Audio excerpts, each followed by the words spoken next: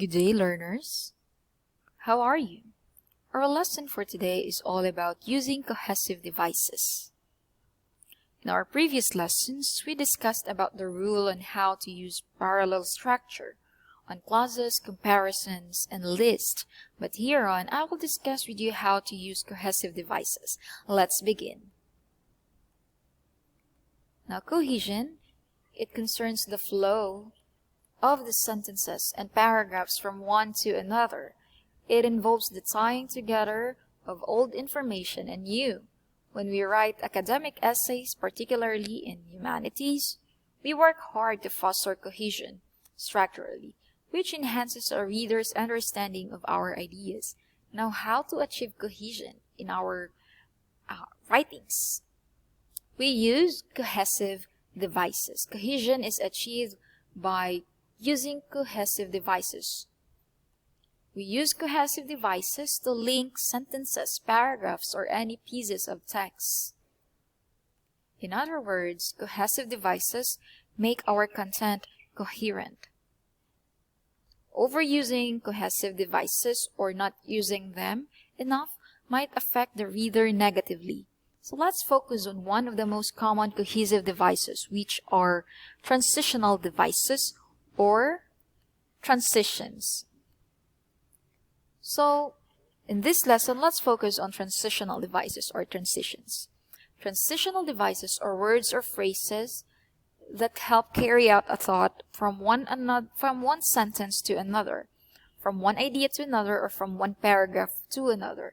And finally, transitional devices link sentences and paragraphs together smoothly so that there are no abrupt jumps or breaks between ideas. So basically, transitional devices are like bridges between parts of your paper. They are cues that help the reader to interpret ideas a paper develops. You must understand the large variety of transitional devices which indicate different kinds of possible relationship between ideas. There are several types of transitional devices, and each category leads reader to make certain connections or assumptions. Let me show you some common transitional devices that can be used to cue readers in a given way. We have transitions that show time and sequence. You may pause this one if you want to have a better understanding for each transitions. Let's have an example. The drama had an old-fashioned theme, but at the same time combined modern production techniques. Now, there are two ideas in this sentence, but to connect them, we use transition that shows time. We use the transition at the same time. Another one, they played a game while waiting for the bell. Again, there are two thoughts in this sentence, and we use the transition that shows time to connect the two sentences, the two thoughts or ideas. We have transition that show place and position.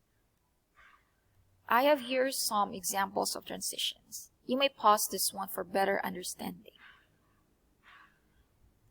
Let's have an example.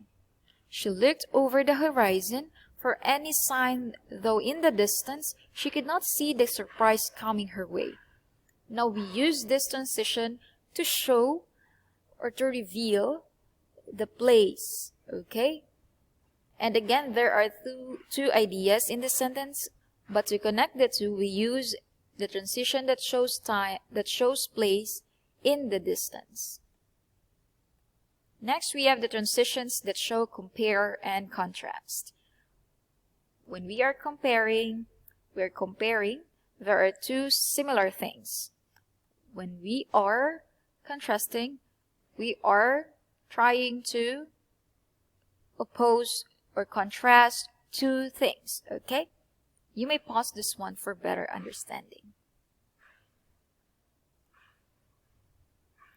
Now let's have an example. The children were very happy. Likewise, their parents were very loving in providing good care.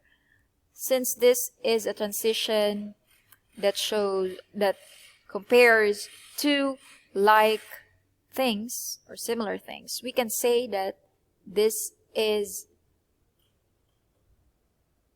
an example of comparing transitions. We use the transition likewise in connecting two similar ideas. Okay? Now, another example.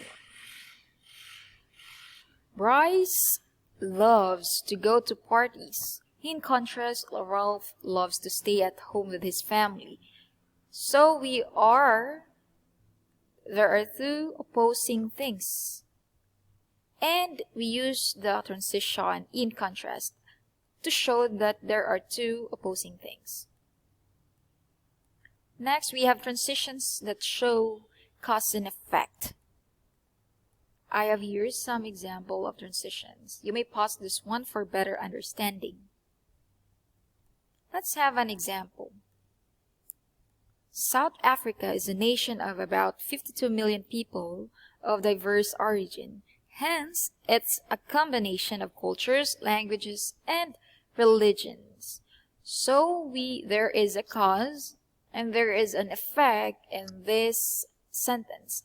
And to connect the two, we use the transition hence to show that there is a cause and effect in the sentence.